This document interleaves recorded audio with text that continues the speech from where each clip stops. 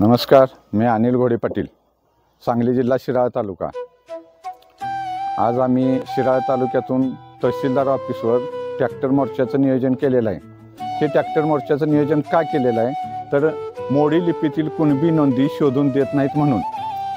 आज विदर्भ मराठवाड्यातला प्रश्न वेगळा आहे, त्यांना Hyderabad gazette, Mumbai gazette, Satara gazette हे शोधावं लागतंय।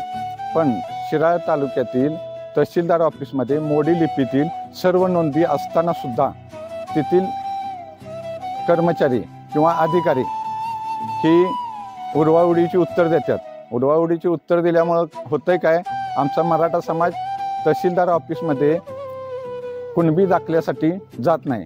न गेल्यामुळं होतंय काय की आज शैक्षणिक नोकरीत सगळीकडं म्हणजे आमच्या मराठा समाजाची वाट लागत आलेली आहे आणि वाट लागायची चालू झालेलीच आहे। तरी ह्या सरकारनं याकडे लक्ष घालून योग्य तो निर्णय घ्यावा व आम्हाला कुणबी दाखले द्यावेत। आज जरांगे दादा 13 महिने झालं उपोषण करतात, पण त्या उपोषणाला ह्या सांगली, सातारा, कोल्हापूर किंवा पश्चिम महाराष्ट्रातील अधिकाऱ्यांनी केराची टोपली दाखवलेली आहे।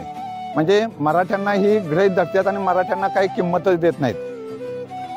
त्यामुळं आम्ही ही किंमत देत नसल्यामुळं आमचा पर्याय संपलेला आहे। समाजाची वाट लागायला लागलेली नाही। अजून किती वाट लावून घ्यायची?